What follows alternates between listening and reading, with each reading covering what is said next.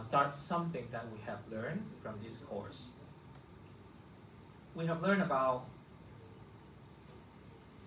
the deflection of a cantilever beam. And one example is that this beam is fixed on the wall on its both sides. Under an external force, it will have a deflection. And if we deflect it first of all and release it, and then it would oscillate up and down. Given that there is no energy loss, it will oscillate up and down. Alright. For this oscillation is associated with an energy. And when this beam is moving to the uppermost position or the lowest position, momentarily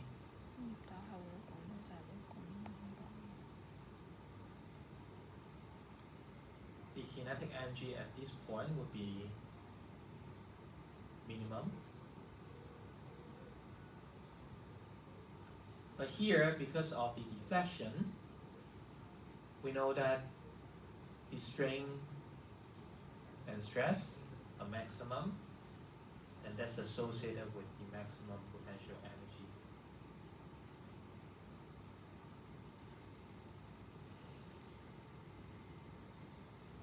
Alright. It's oscillating over time. So if you plot it over time, one curve is potential energy, the other curve is kinetic energy. But anyways, the summation of them is being maintained at a constant value.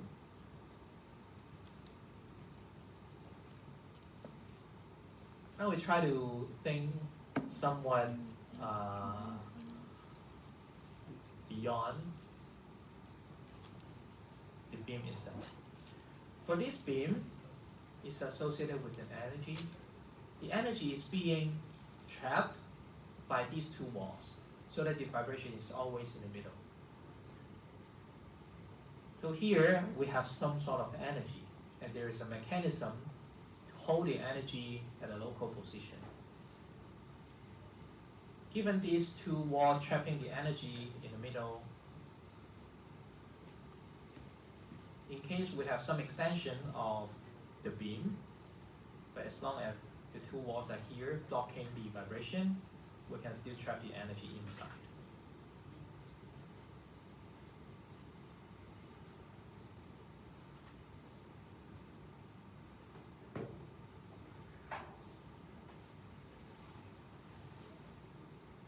Alright, we observe that these two walls are actually confining the energy within this region.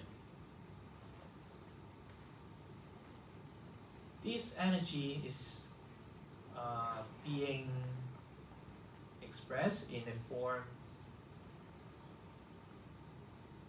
of oscillations.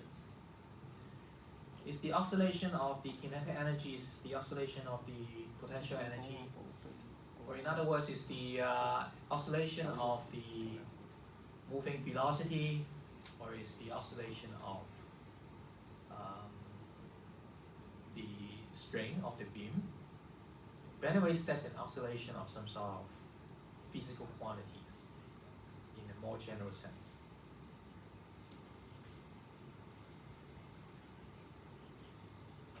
This is talking about mechanical vibration. However, now we're focusing on understanding about the squeeze sensor, which is on sensing the radio wave. And after the sensing, we would have some changes in the current. The current is more on the electron flow. Well, on the other hand, electron has also its associated level of energy. So given our basic understanding of the energy of a mechanical structure, we might also imagine that an electron with a certain level of energy, it will have an oscillation of its certain physical quantities. We don't know what that physical quantity is, but we know there's going to be oscillations for an electron.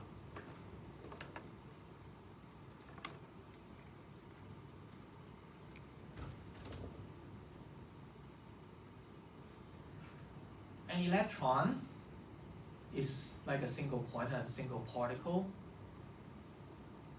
An electron is associated with a certain level of energy, so that we can also imagine that there is a mechanism on confining the associated energy of electron at a local point, so that the electron behaves as an electron, as a single particle in certain locations. Now we can consider an electron will have a certain physical quantity, which is a function of the position x and the time t. Expect that this physical quantity would oscillate over time. In this case, we use the exponential function e to the power I times a constant times t to represent such an oscillation, because we know that e to the power I something times t would be equal to cosine something times t plus I sine something times t. So e to the power I is associated with the function cosine or sine, which is an oscillation. If we have an electron, some quantity is oscillating over time, and the electron can also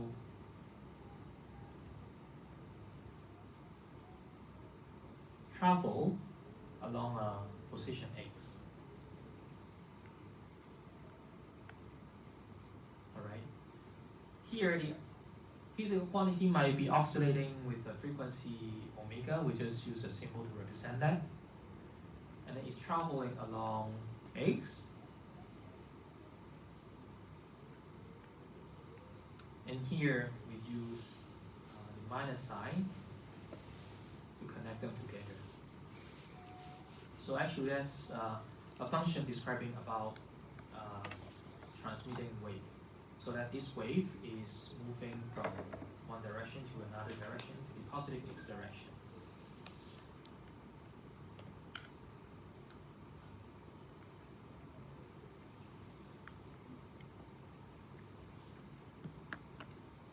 All right.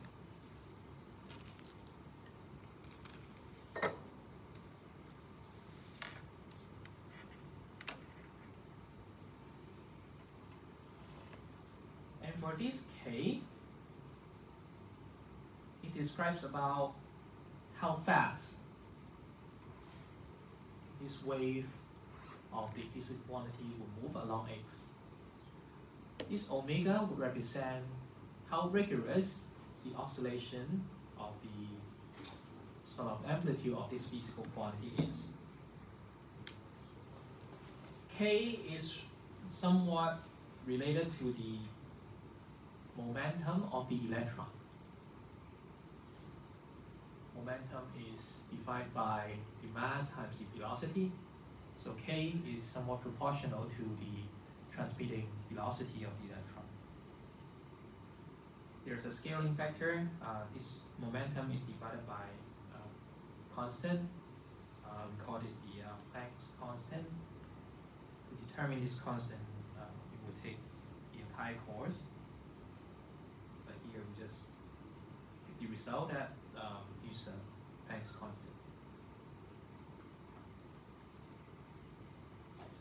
While on the other hand, omega is associated with how rigorous this oscillation is. This is a wave, somewhat like an electromagnetic wave. If a wave is oscillating more rigorously, then it's just like during its traveling, like a traveling of an electromagnetic wave, the oscillating frequency or the wavelength of such an electromagnetic wave would have a smaller value for a higher energy level. This omega is proportional to the energy level of the electron, and also the same scaling factor Planck's constant. Once again, on explaining why these two scaling factors are the same, that would be a very long story that we gotta skip. But here, we just consider them to have the same constant in Planck's constant. Now, given this definition, we can rewrite it as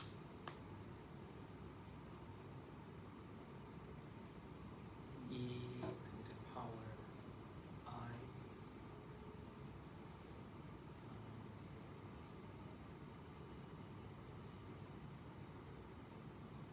p minus px minus omega t, and the entire thing divided by the Planck's constant.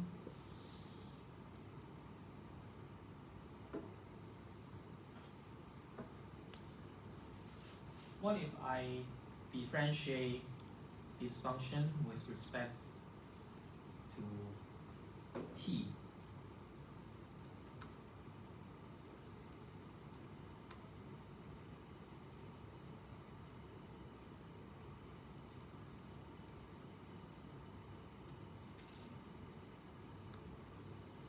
Here, it's not omega e,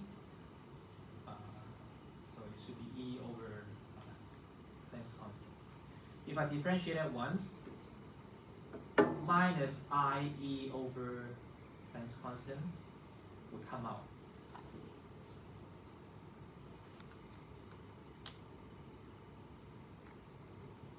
Minus I e over come out, and the rest is basically the same.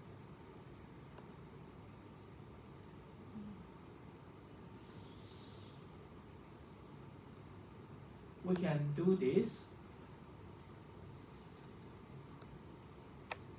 by also differentiating this function with respect to x. But in this case, we differentiate this with respect to x 2 times. And then after some manipulation of the terms coming out, we would obtain this relation.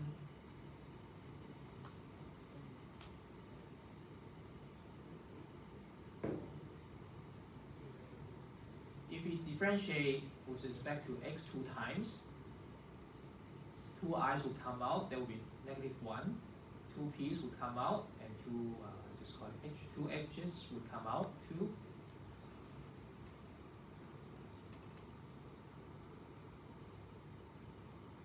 Alright.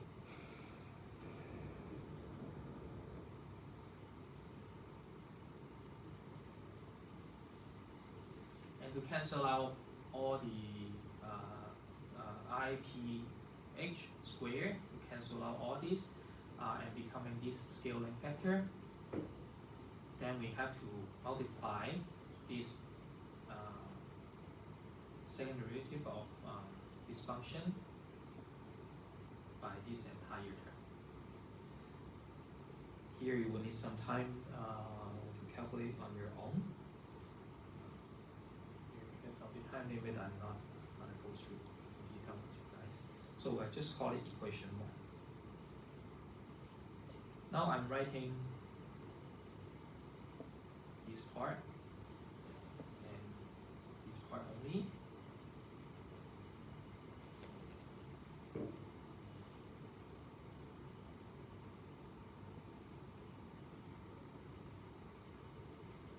And then I will move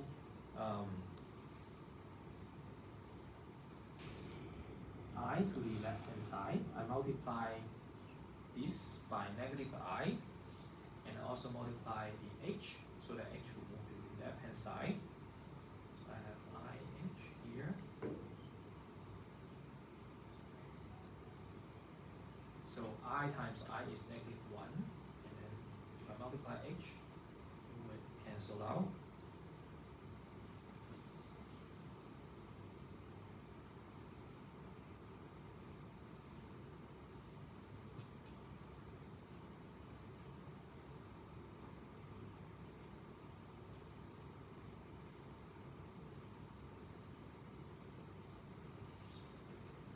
Here I would like to have a little bit further discussion that the energy,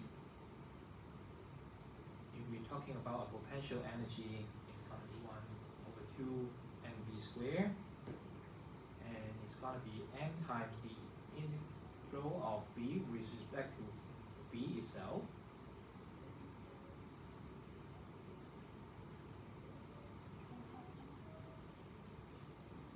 And then if I move the m inside, I have this dmv.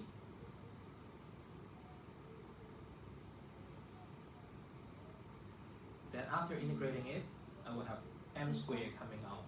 But here I have only 1 m, so I need to multiply 1 over m in front.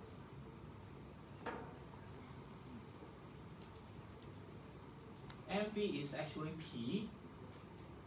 Integrating this part would be p squared over 2. So that E is actually p squared over 2m. Now I can replace E over p squared as 1 over 2m. M is the mass of the electron.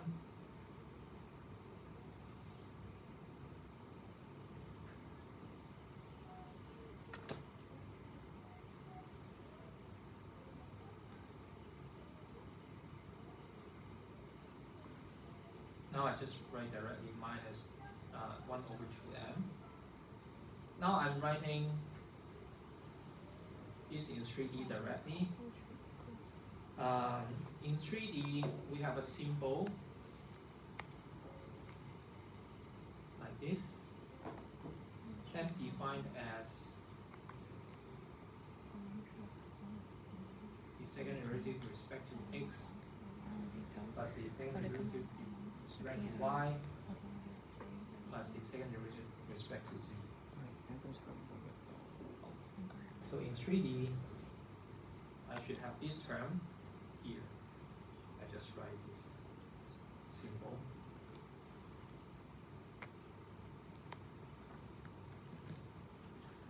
Up to this point, we don't know the physical meaning of this function.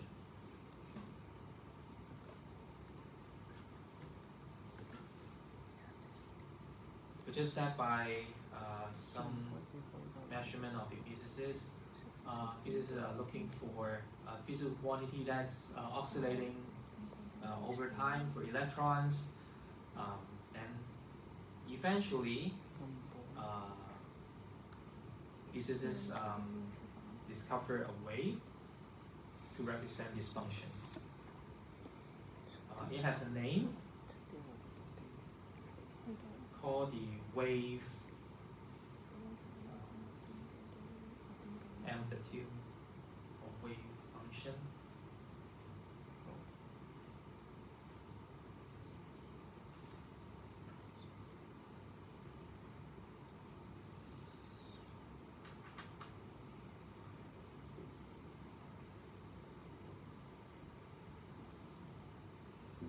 Now I try not to draw it. I just use the PDF to explain that. There is an experiment that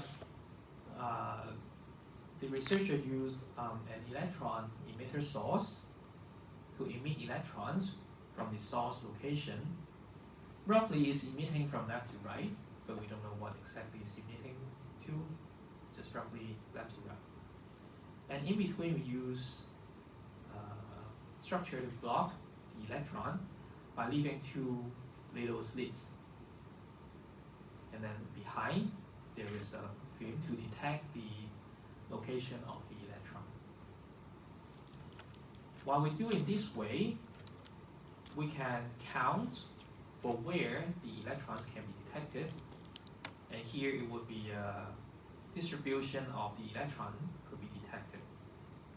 You see that in the middle, there is a high chance that the electrons can be detected, but after some distance far away from it, we can never see any electron, and then some further distance away from it, we can see it with a relatively high occurrence of the electron. So for this profile is in fact a distribution of electron being detected. It looks like the interference pattern for light. So that it appears like the occurrence of electron is somewhat like a light wave, somewhat like an electromagnetic wave. So that the physicists use the occurrence of electron, the chance of finding an electron, to be this physical quantity.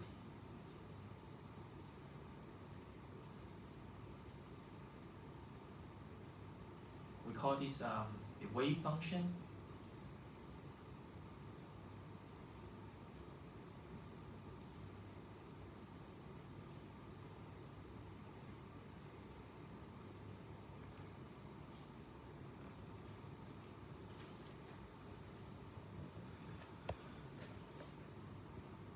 Now I try to describe another experiment.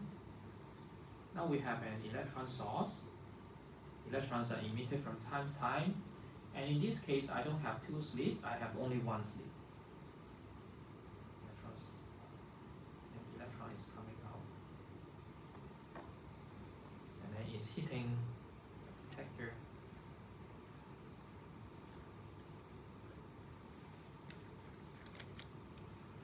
Well, if the electron is a single particle, it's supposed that only this tiny location would have electrons detected. However, what's being detected is that it has a profile like this. Even a little bit deviated from the expected position, we can still find some chances to detect an electron. And that's a distribution profile again. And if we emit 100 electrons here, we would be able to detect all the 100 electrons here, but just that the location might not be that exact as predicted.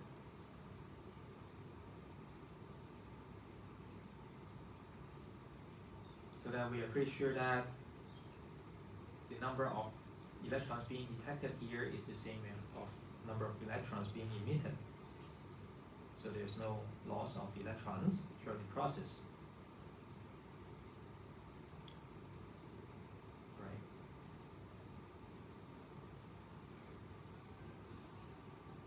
So that if I draw it into the x position, you would have an expected x position. There would be a profile of it, and then if we count it for the number of, for the amount of electrons being detected, there would be a profile, right? And overall, we have a way to normalize it. Is that the amplitude will be 1, representing the entire area of this profile.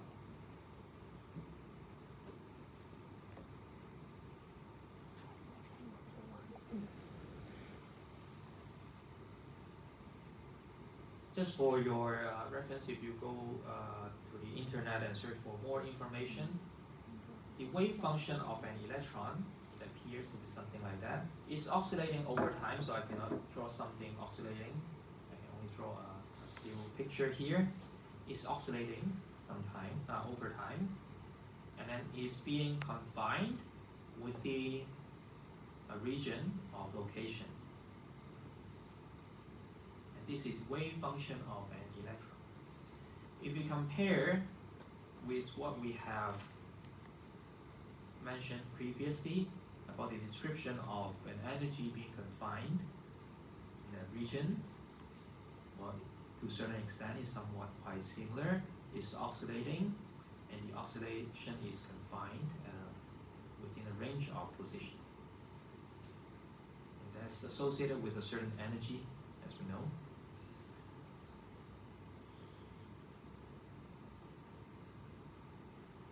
For sure that the x is only the position along one direction in the 3D space. We have also y direction or z direction. We can normalize the wave function in this way. We can integrate the wave function for the entire 3D space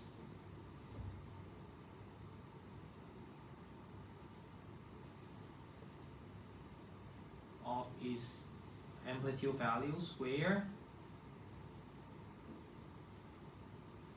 We can define this integral to be 1.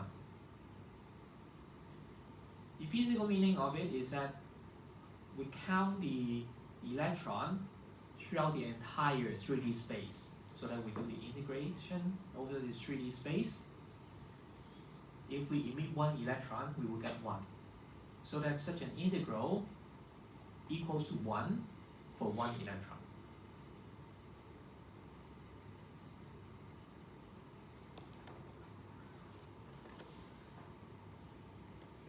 Right?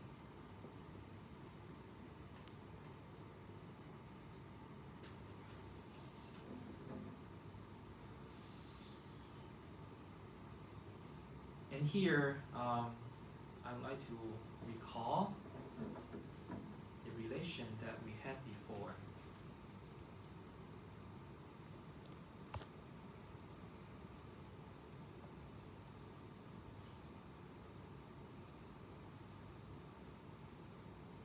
We have the equation 1 written here. Here we have E times the second derivative of the wave function.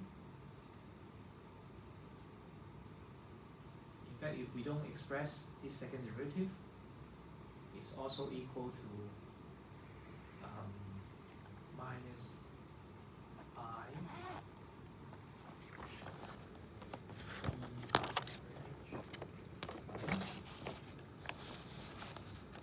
so del phi over del t equals to minus I e over h. Fine.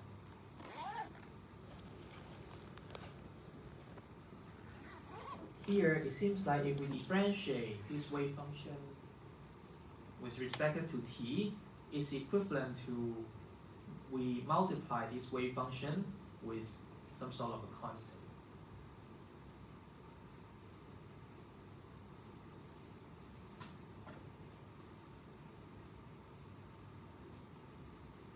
So we have this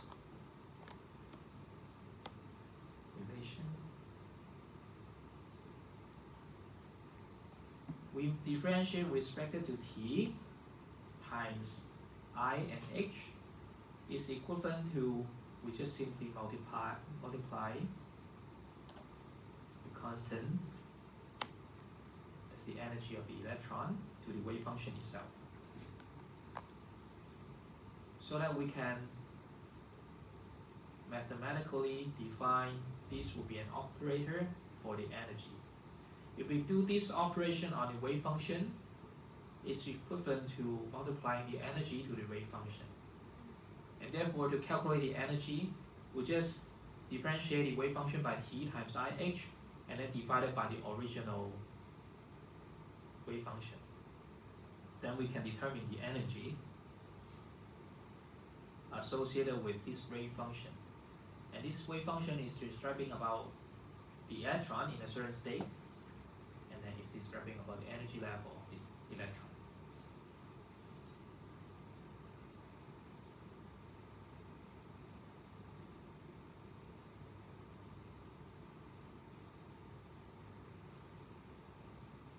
We call this the energy operator.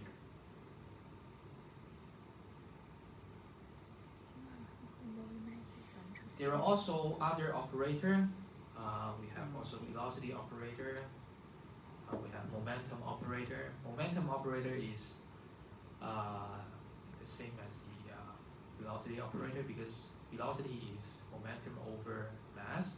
So here I try not to write it again. I just use the PDF on the screen to describe. There's also another operator, the momentum operator. If you go back and check for this wave function, which is described in this form, e to the power I times kx over wt, and then we have the expression for k. K is p over h, which is the Planck constant. So we have p equals to k times h. Then we can have this relation, minus ih del phi over del x in this case to be equal to the momentum p times the phi itself. So that here we will have the operator of the momentum is minus ih and times this differential of x. And then because b equals to p over m, then this operator divided by m would be the operator for velocity.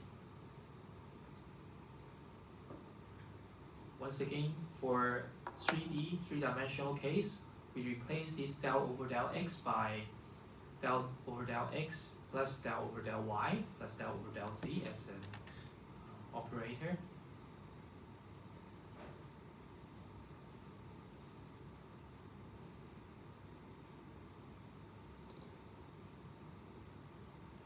So the operator for velocity would be expressed in this symbol.